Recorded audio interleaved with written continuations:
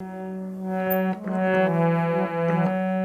ओंकार करता पुरख निर्भव निर्वैर अकाल मूर्ति सहज गुरु प्रसाद। आदि सत जुगादि सत नानक होसी भी सत। आज गुरु पर्व ऐसा पहला है कि मैं गुरु दरबार में मत्था नहीं टेक सका इस कोरोना की वजह से। नहीं तो मैं हर बार गुरु दरबार में कुछ न कुछ अपनी उपस्थिति लगाता था। फिर भी मुझे आज याद आता है कि मैंने पिछली बार भक्ति मार्ग के बारे में बताया था। तो भक्ति मार्ग का सबसे सरल सुगम उपाय गुरु नानक देव ने बताया। गुरु नानक देव जो हैं एक गृहस्थ थे, उनके बच्चे भी थे, उनके शिष्य भी थे। वो एक अवतारिक पुरुष थे। उन्होंने अपनी गुरु गद्दी अपने पुत्रों को न देकर अपने शिष्य को दिया, जिनकी कठिन परीक्षा ली भाई लहना, जो बाद में अंगद देव कहलाए। और उस परंपरा को बाद में गुरु गोविंद सिंह जी ने चरम सीमा तक पहुंचाया, सर्वंश दान करके। तो गुरु नानक देव ने कहा कि आपको घर छोड़ने की आवश्यकता नहीं। घर में रहकर आप जिस काम में भी हो, आप कृषक हो, आप नौकरी पेशा हो, आप कहीं सेना में हो, आप व्यापार में हो, आप जहाँ भी हो, वो कर्म को आप करते रहो। उस कर्म से निवृत्ति होने की आवश्यकता नहीं। किरत करो, नाम जपो और बांट करके बंट छको। जैसे हमारे शास्त्रों में भी कि ईश्वावास्यमिदं तेन तक्तेन भुंजी था कि दूसरों का हिस्सा छोड़ करके ही भोजन करना चाहिए। आपका जितने में आपको लागू है उतना ही उसका सेवन करना चाहिए। तो गुरु नानक देव ने यही कहा कि आप काम करो, कर्म करो और नाम जपो। खाली कर्म से काम तो बैल भी करता है पर वो नाम नहीं जपता है। इसलिए काम करो, नाम जपो और बंट छको। जो भी आपने कमाया है उसको बांट के तब खाओ। तो बहुत ही सरल पद्धति है। और उन्होंने कहा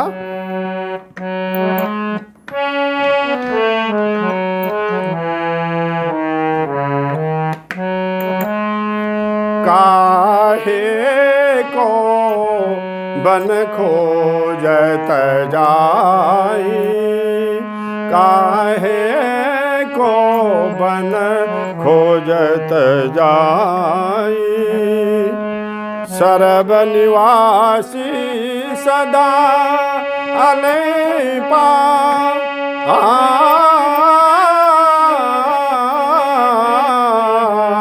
सर्व निवासी सदा अलेपा। तो ही संग समाई, काहे को बन खोजन जाई, काहे को बन खोजन जाई। पुष्प मध्य जो बास बसत है,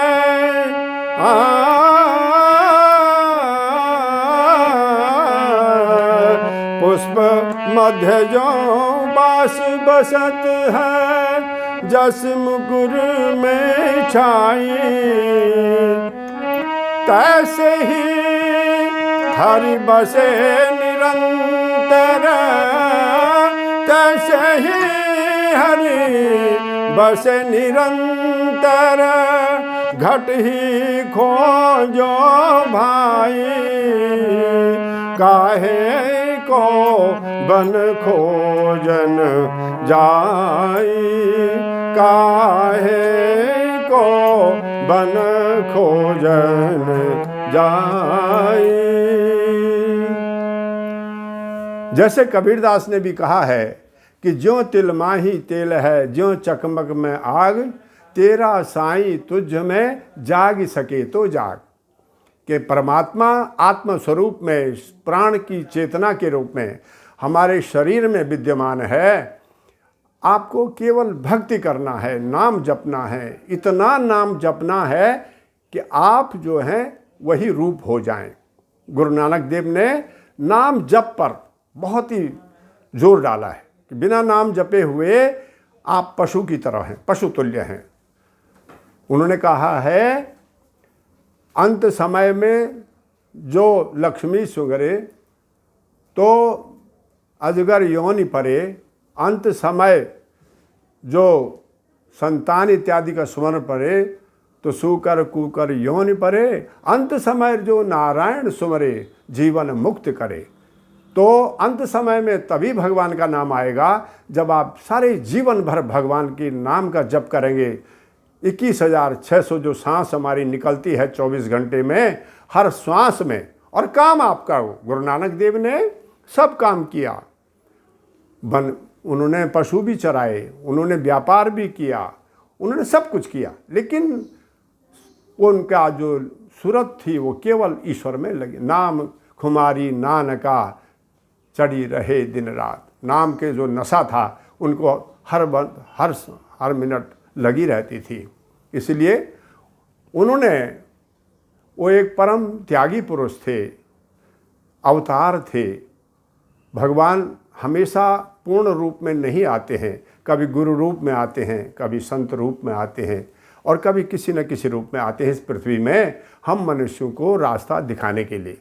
तो गुरु नानक देव ने हमको भक्ति का एक सुगम मार्ग बताया कि आप अपने जीवन में कर्म करो, जो भी कर्म आपको प्रारब्ध से मिला है उस कर्म को करो। ये नहीं कि ये काम ठीक नहीं है, और उसमें त्याग की भावना हो। सुल्तानपुर लोधी में उन्होंने 13 का शब्द जब आया, किसी को देना था तो 13 बोलते ही वो बस उसी ध्यान में खो गए, और वहाँ से फिर उन्होंने संसार का परित्याग कर दिया और घर में रहते हुए भी भ्रमण करने लगे। उन्होंने पूरे भारत का कोने कोने का भ्रमण किया और सबको यही उपदेश दिया कि नाम जपो। जहाँ बड़े अच्छे लोग थे उन्हें उन्होंने कहा कि तुम उजड़ जाओ, तो लोग बोले कि भाई गुरुदेव आप ऐसा क्यों कह रहे हैं? बोले तुम जहाँ भी जाओगे वहीं नाम की सुगंधी फैलाओगे, सत्कर्म की सुगंधी फैलाओगे। और जो लोग बुरे लोग थे उन्होंने कहा तुम बसे रहो, क्यों?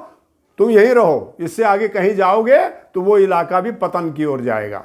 ऐसे गुरु नानक देव की जो मधुर वाणी थी, उनका जो एक एक शब्द अमृत तुल्य था, और उनका हमारे आज भी हमारे सिख भले ही गुरु गोविंद सिंह की तरह बाहर से बड़े कठोर लगते हैं, दुश्मन के लिए एक काल लगते हैं, लेकिन अंदर से वो एक नानक की तरह अत्यंत ही दयालु और संत हृदय वाले, दूसरे की पीड़ा पर दुखी होने वाले, दूसरे की सेवा के लिए तत्पर रहने वाले आज हमारे सिख भाई हमारे भारत की एक विशेष पहचान है, जो हमारे भारत की ही नहीं विश्व की शोभा बढ़ाती है। आज गुरु पर्व पर मैं सभी को, समस्त भारतवासियों को लाख लाख बधाइयाँ देता हूँ। वाहेगुरु जी का खालसा, वाहेगुरु जी की फतेह।